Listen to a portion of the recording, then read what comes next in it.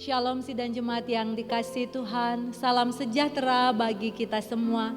Berjumpa kembali dalam persekutuan doa GKPB Jemaat Galang Ninghyang pada hari ini. Kita bersyukur karena Tuhan sungguh amat baik bagi kita, sehingga kita diberi waktu dan kesempatan yang indah untuk bersama-sama memuji dan memuliakan Tuhan, bahkan menaikkan permohonan-permohonan kita kepada Tuhan. Sekarang mari kita mempersiapkan hati kita. Kita akan bersama-sama memuji Tuhan. Mari kita menyanyikan pujian Kidung Jemaat 454 bait 1 sampai yang kedua.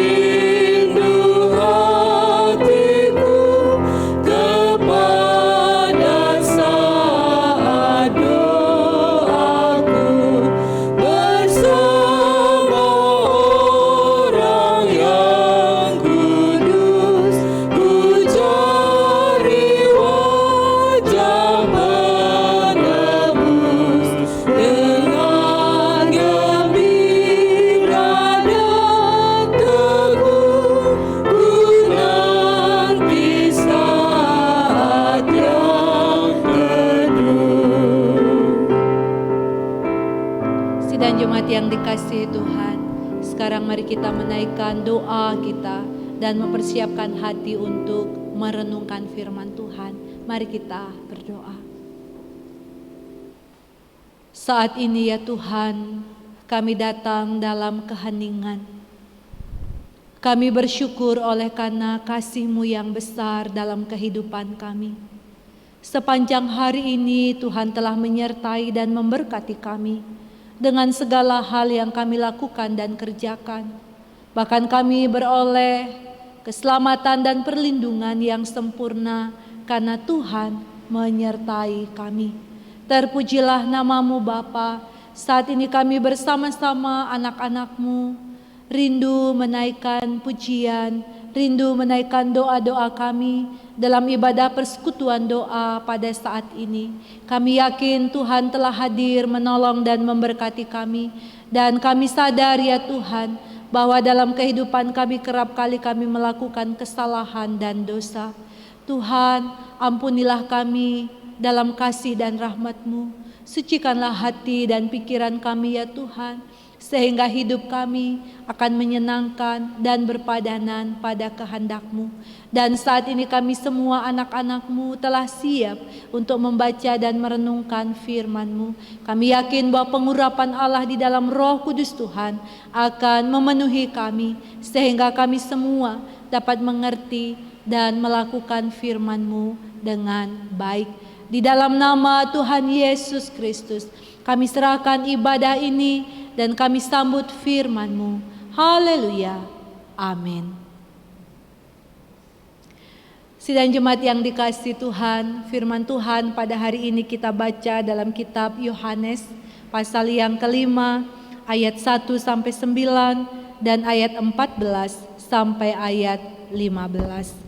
Saya membacakan bagi kita semua. Sesudah itu ada hari raya orang Yahudi dan Yesus berangkat ke Yerusalem. Di Yerusalem dekat pintu gerbang domba ada sebuah kolam yang dalam bahasa Ibrani disebut Betesda. Ada 5 serambinya dan di serambi-serambi itu berbaring sejumlah besar orang sakit, orang-orang buta, orang-orang timpang, dan orang-orang lumpuh yang menantikan goncangan air kolam itu. Sebab sewaktu-waktu turun malaikat Tuhan ke kolam itu dan menggoncangkan air itu. Barang siapa yang terdahulu masuk ke dalamnya, sesudah goncangan air itu menjadi sembuh apapun juga penyakitnya. Di situ ada seorang yang sudah 38 tahun lamanya sakit. Ketika Yesus melihat orang itu berbaring di situ dan karena ia tahu bahwa ia telah lama dalam keadaan itu, berkatalah ia kepadanya, "Maukah engkau sembuh?" Jawab orang sakit itu kepadanya, "Tuhan, tidak ada orang yang menurunkan aku ke dalam kolam itu. Apabila airnya mulai goncang dan sementara aku menuju ke kolam itu, orang lain sudah turun mendahului aku." Kata Yesus kepadanya, "Bangunlah, angkatlah tilammu dan berjalanlah." Dan pada saat itu juga sembuhlah orang itu, lalu mengangkat tilamnya dan berjalan. Tetapi hari itu hari Sabat. Ayat 14 dan 15. Kemudian Yesus bertemu dengan dia dalam bait Allah lalu berkata kepadanya, "Engkau telah sembuh, jangan berbuat dosa lagi, supaya padamu jangan terjadi yang lebih buruk." Orang itu keluar lalu menceritakan kepada orang-orang Yahudi bahwa Yesuslah yang telah menyembuhkan dia. Demikianlah firman Tuhan pada hari ini. Berbahagia kita yang mendengar juga melakukannya dalam hidup setiap hari. Haleluya. Haleluya. Haleluya. Haleluya.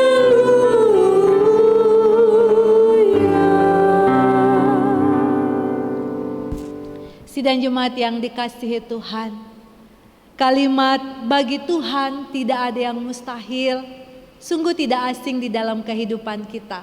Tetapi inilah yang akan kita renungkan dalam ibadah pada malam hari ini. Ketika kita membaca dalam perikop Yohanes 5 ayat 1 sampai 9, lalu dilanjutkan ayat 14 dan 15, kita menjadi tahu Bapak Ibu Saudara bahwa penderitaan itu sungguh amat menyakitkan di dalam kehidupan kita, baik kita sebagai umat Tuhan maupun sebagai orang-orang atau sesama umat Tuhan. Dalam bagian ini kita mengetahui bahwa ada seorang dikatakan dalam bagian ini yang sudah 38 tahun lamanya sakit. Jadi orang ini ada pada waktu itu di dekat kolam Betesda, memiliki pengharapan bahwa ia akan bisa masuk ke dalam kolam itu apabila tiba-tiba air itu akan bergoncang. Sebab siapapun yang masuk ke dalam kolam itu ketika air itu bergoncang, maka ia akan mengalami kesembuhan, dikatakan dalam bagian ini, apapun penyakitnya yang dialami. Tentu hal ini menjadi harapan dari orang yang sudah 38 ini mengalami sakit. Tetapi kemudian apa yang menjadi pengharapannya tidak kunjung tiba, tidak kunjung datang Bapak Ibu Saudara. Sebab apa? Sebab ia masih saja duduk di situ, tidak berdaya. Dan ketika ia melakukan satu usaha, ternyata tidak membuat ia bisa sampai kepada air di dalam kolam itu ketika airnya bergoncang. Karena tentu ini kelemahannya yang tidak bisa berjalan dengan cepat untuk menuju kolam itu. Dan membayangkan serta merasakan penderitaannya selama 38 tahun, tentu itu tidak mudah. Tentu itu membawa perjuangan yang luar biasa di dalam kehidupannya. Bahkan ketika Tuhan Yesus menjumpai Tuhan Yesus mengatakan, maukah engkau sembuh? Jadi ini pertanyaan Tuhan yang pertama kali disampaikan kepada orang yang sakit ini. Lalu kemudian ia mengatakan, Tuhan, tidak ada orang yang menurunkan aku ke dalam kolam itu apabila airnya mulai goncang. Dan sementara aku menuju ke kolam itu, orang lain sudah turun mendahului aku. Jadi itulah yang dirasakan ia dari hari ke hari, dari waktu ke waktu, dari minggu ke minggu, bulan ke bulan, bahkan tahun ke tahun. Tidak ada orang yang menolong, sehingga dalam keterbatasannya karena ia tidak bisa berjalan, maka ia selalu terlambat untuk masuk dalam air ketika airnya bergoncang. Sehingga ketika Tuhan Yesus melihat, Tuhan Yesus tahu apa yang menjadi kebutuhan orang sakit ini, dan Tuhan Yesus dapat merasakan betapa menderita ia dalam melewati proses yang Tuhan izinkan. Sehingga dari bagian ini Tuhan Yesuslah yang langsung, oleh karena belas kasihannya, orang ini tidak perlu masuk lagi ke kolam itu, tetapi oleh karena jamahan dan kuasa Tuhan, ia mengalami kesembuhan. Pada saat itu Tuhan Yesus mengatakan, bangunlah, angkatlah tilammu dan berjalanlah. Dan pada saat itu juga sembuhlah orang itu dari sakit yang dideritanya. Bahkan ia mampu mengangkat tilam. Tilam adalah tempat yang dipakai untuk duduk atau juga berbaring oleh orang yang sakit ini. Sehingga luar biasa mujizat Tuhan yang terjadi terhadap orang yang sakit lumpuh ini. Dan kita bisa membayangkan betapa bahagianya, betapa bersyukurnya, betapa bersukacitanya ia. Sebab 38 tahun ia terikat dalam sakit dan sekarang mengalami kebebasan yang sungguh luar biasa, yang mungkin bagi dia sudah mustahil, karena sudah sekian tahun ia sakit, tidak ada yang mau menolong, karena mungkin mereka juga yang lain yang ada di tempat yang sama itu juga buru-buru supaya mendapat kesembuhan. Bapak Ibu Saudara, dari teks bacaan firman Tuhan ini kita dapat merenungkan bahwa Tuhan Yesus adalah Tuhan kita yang penuh dengan belas kasihan, yang tidak tega membiarkan orang lain menderita, yang tidak tega membiarkan umatnya mengalami penderitaan apapun masa lalu umatnya. Dalam belas kasihannya ia rindu membebaskan, melepaskan, dan menolong orang yang menderita. Dan hal inilah yang dialami oleh orang yang lumpuh itu. Kemudian dalam belas kasihannya kita melihat betapa dalam bagian ini Tuhan Yesus adalah seorang pribadi yang peka dan mau bergerak dalam menolong orang lain. Jadi tidak hanya jatuh pada belas kasihan, tetapi kemudian ia peka dan langsung bergerak untuk menolong orang yang menderita ini, untuk melakukan sesuatu supaya orang yang menderita ini tidak hanya menerima belas kasihan, wah kasihan kamu, sebab tidak hanya menerima belas kasihan seperti itu saja, tetapi belas kasihannya diwujudkan dalam tindakan nyata, yaitu membebaskan dan memulihkan orang sakit ini sehingga ia sembuh.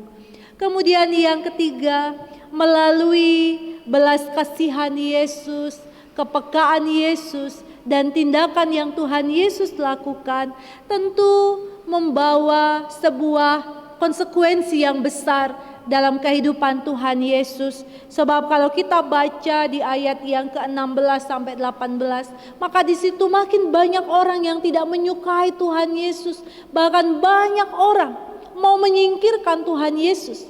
Padahal Tuhan Yesus melakukan apa yang baik, yang benar, yaitu membebaskan dan melawat setiap umatnya yang menderita. Tetapi orang-orang yang tidak menyukai Tuhan Yesus, yang tidak membuka hati untuk kebenaran Allah, membenci, dan mau menyingkirkan.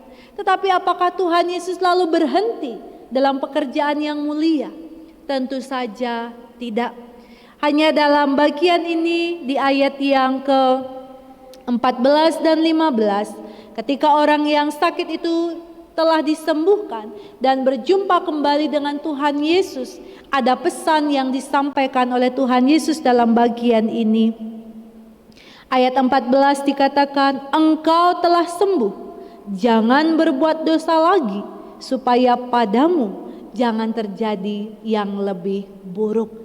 Ada sebuah peringatan yang Tuhan Yesus berikan, ada sebuah warning yang Tuhan Yesus mau sampaikan, agar supaya ia hidup dalam pertobatan, supaya ia hidup dalam kebenaran, supaya ia tidak lagi melakukan dosa.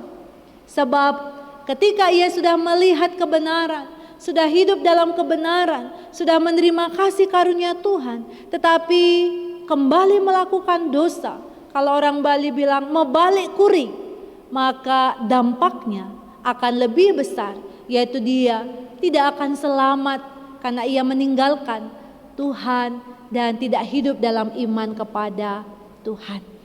Nah, Bapak Ibu Saudara yang dikasihi Tuhan, apapun yang menimpa kita pada saat ini, apapun yang saudara alami pada saat ini, mungkin kita sedang terpuruk, mungkin kita sedang mengalami kesusahan yang hebat, seperti orang lumpuh ini yang sudah menderita 38 tahun dalam kehidupannya.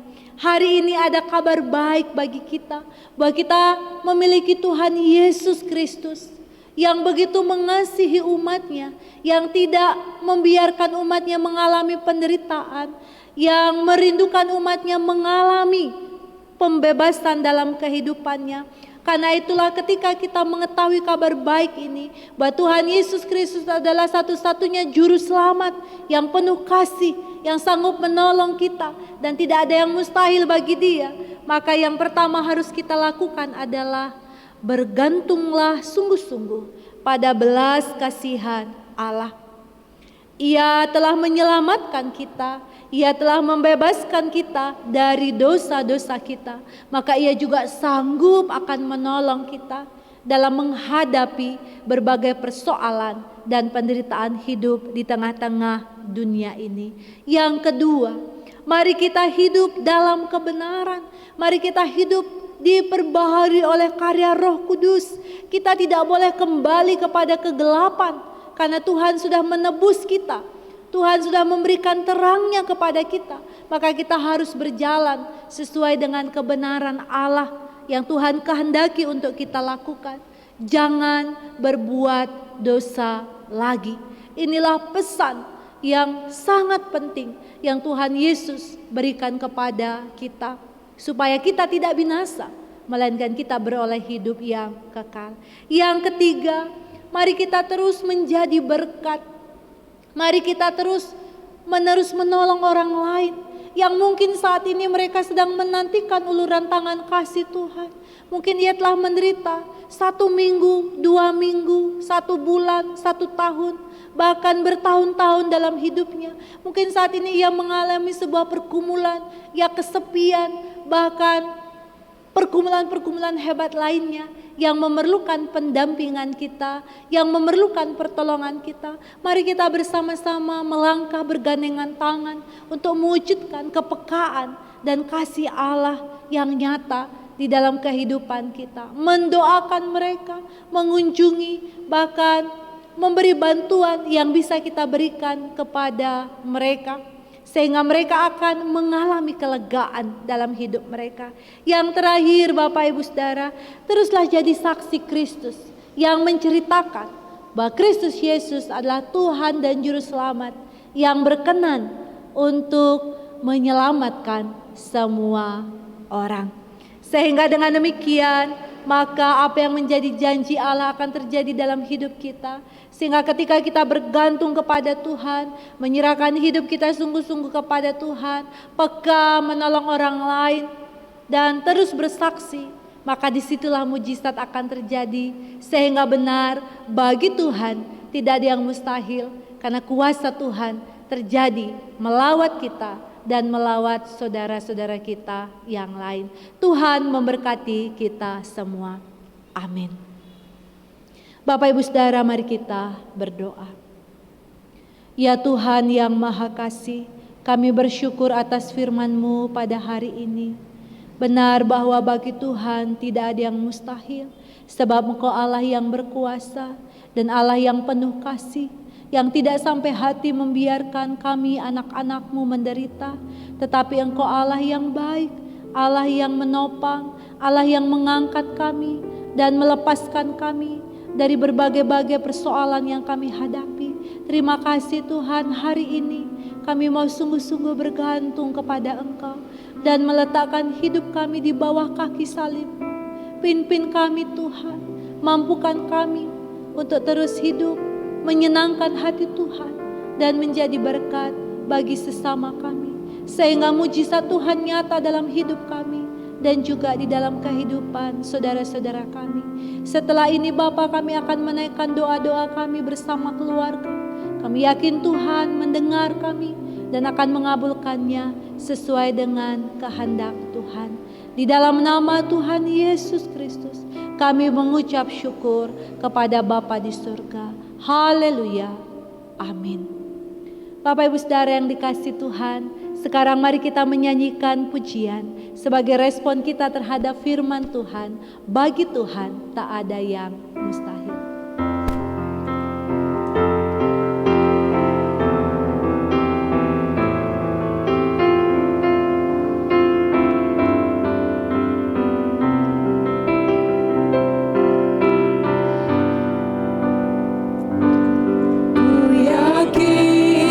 Saat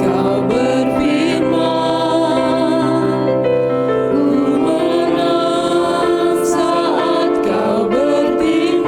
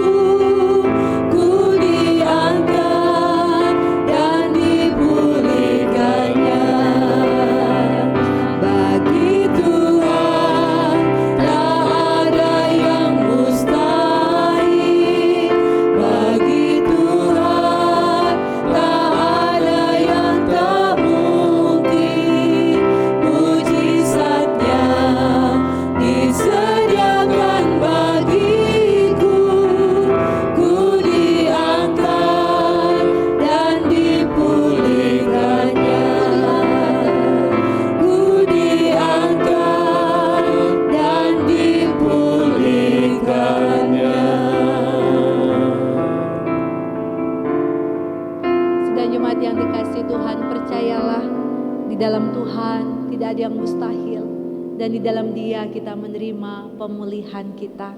Sekarang ini diberi kesempatan kepada Bapak Ibu, saudara-saudari sidang jemaat untuk menaikkan doa-doa kepada Tuhan. Mohon dukunglah setiap saudara-saudara kita yang bergumul saat ini dalam sakitnya. Naikkanlah juga doa untuk bangsa dan negara kita. Naikkanlah doa untuk pergumulan saudara dalam rumah tangga saudara, dalam keluarga saudara. Doa ini dipimpin oleh kepala keluarga atau anggota keluarga yang ditunjuk di dalam keluarga.